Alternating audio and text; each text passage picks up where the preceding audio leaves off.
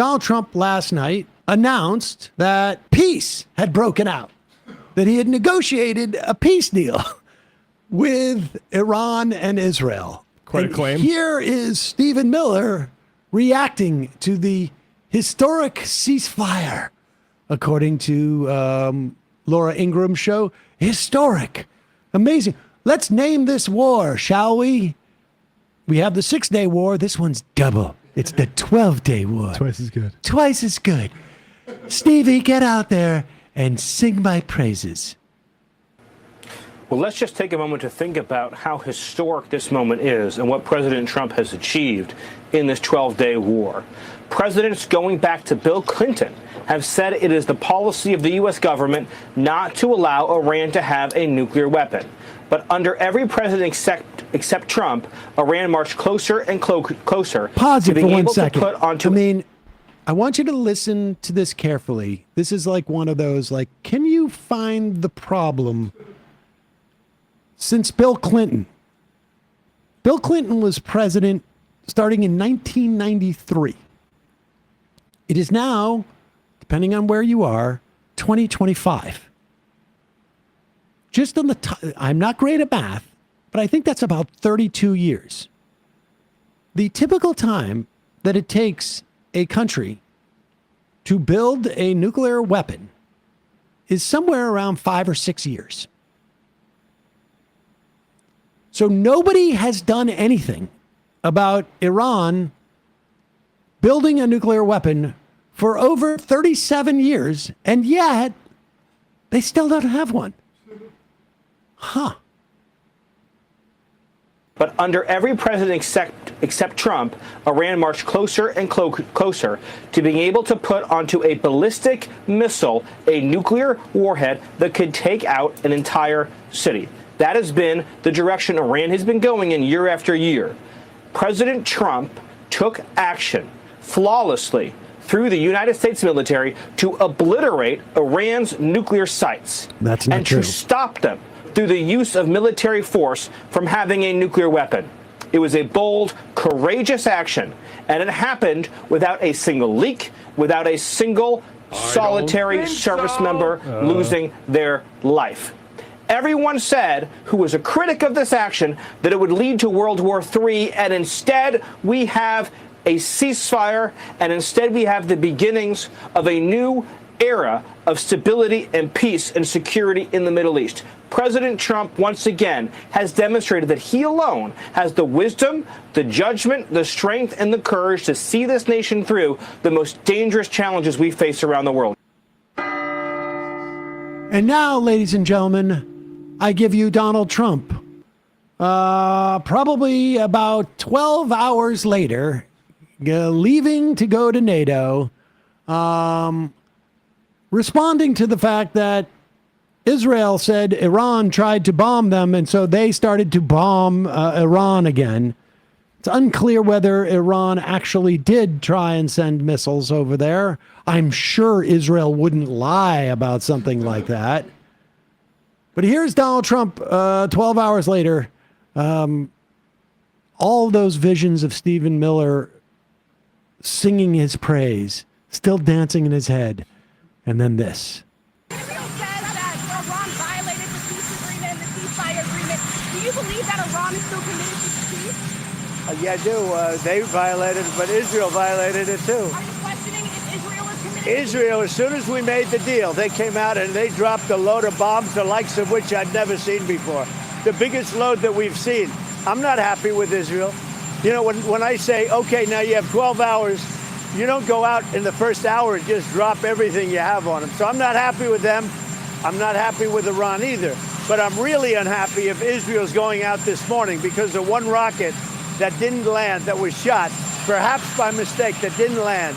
I'm not happy about that. Pause it for 1 second, and then we just go back. And narrator. This is where you put the narrator in. This is what the kids would do on social media. Narrator, : they did drop those bombs. And they were, of course, reacting to something that was semi-fictitious. So Donald Trump seems to be mad because yesterday He had a surefire Nobel Peace Prize in his pocket. I mean, a peace agreement between Iran and Israel would probably be worth that. Flawless, says Stephen Miller. But Trump's still mad. So go back to that because we got more in that clip. It gets even a little juicier. Matt, you've never heard this apparently. Here is Donald Trump. He gets a little bit testy because remember now, he wants that Nobel Peace Prize because Obama got one and he never got one. Now you have 12 hours. You don't go out in the first hour and just drop everything you have on them. So I'm not happy with them. I'm not happy with Iran either.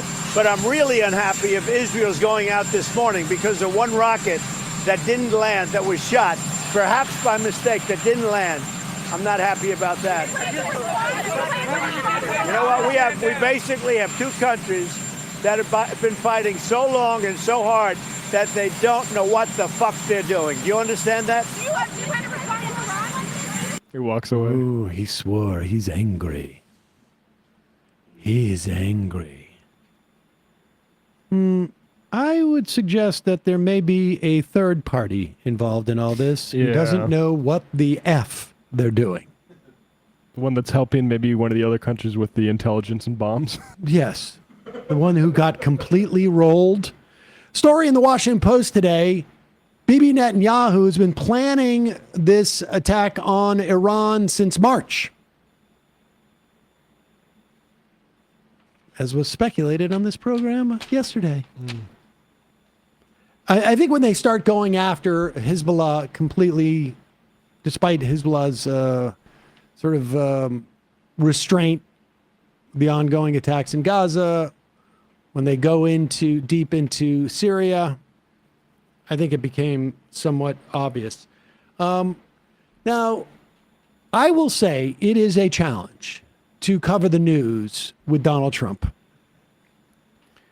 Obviously, we had to do some late-breaking guests switches yesterday. Then we pulled some clips. Brian pulled some clips based upon the ceasefire. Well, first it was the war, then it was the ceasefire. Then this morning, there's no ceasefire. Very difficult to follow the news. It's especially difficult if you are attempting to cheer on what the president is doing, because at any given moment, the president could be doing something different. And if your only North Star is to care less about what actually is done, but more about that Trump is doing it. In other words, if you're a boot-licking sycophant, this becomes harder and more of a challenge because you don't subscribe to any rational thing. It is all kayfabe and pretending for you. And you have to keep doing these backflips. So which number is this? This is first 2 months ago. We have Can We Disarm Iran from Charlie Kirk's YouTube. This is 2 months ago. Charlie Kirk. Because while Iran should not have a nuclear weapon, going to war with Iran would be catastrophic. Going to war with Iran would be a dreadful mistake, and that includes American military strikes on the interior of Iran. I'm sorry. I need you guys to explain this to me. We don't want Iran to have a nuclear weapon, but it would be catastrophic for America to strike within Iran. Even strike, yep. Okay. But this clip is back from 1997. When is it? This is from specifically, April 18th, 2020. April, May. Of this year. June. Okay. So 2 months ago. All right. American military strikes on the interior of Iran. Two things can simultaneously be true. We need to exert maximum leverage while also saying we are not going to go to war with Iran. Doesn't matter if Tom Cotton wants it. Doesn't matter if Lindsey Graham wants it. It doesn't matter if all the U.S. senators and the deep state cabal wants it. We will clearly say we are against a war with Iran. Let's play first. But wait a second, Charlie. What if Daddy says it? What will you say if Daddy says it? And here is Charlie Kirk 2 days ago. So I'd say the emails are about 50-50 right now, support and oppose. Now, if you email me, freedom@charliekirk.com, I want to hear from you. Please include your age.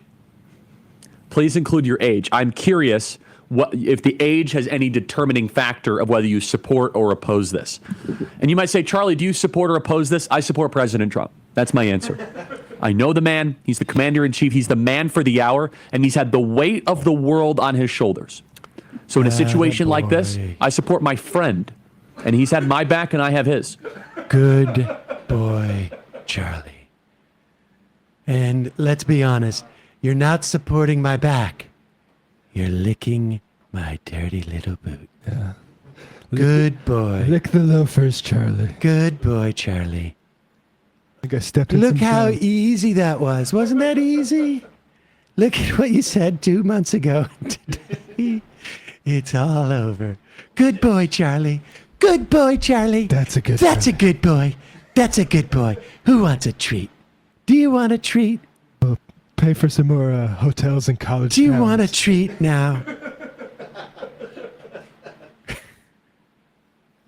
You're going to get to go to a big college and have a big debate with somebody.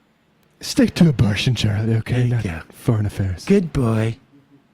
Good boy. Also, we're not friends. I don't know what I told you to say. I don't like you that much. You're a good boy, but come on. Wow. Dude's making a lot of money to embarrass himself like that. Principles. Ideas. First principles. That's what they always love to say. First principles. Because he mentioned the email thing. If the email's 50-50, I'll be surprised because his Twitter was 90-10 against supporting Israel striking Iran. His Twitter was? He did a Twitter poll and it was 89.3%. I bet you email may be different because he's probably got an older audience.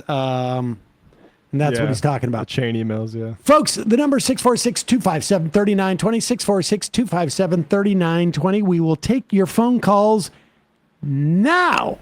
Hey, folks, don't forget to hit the subscribe button and check out our daily show. We do it every day at 12 p.m. Eastern for about 2.5 hours. We even take phone calls. You should check that out.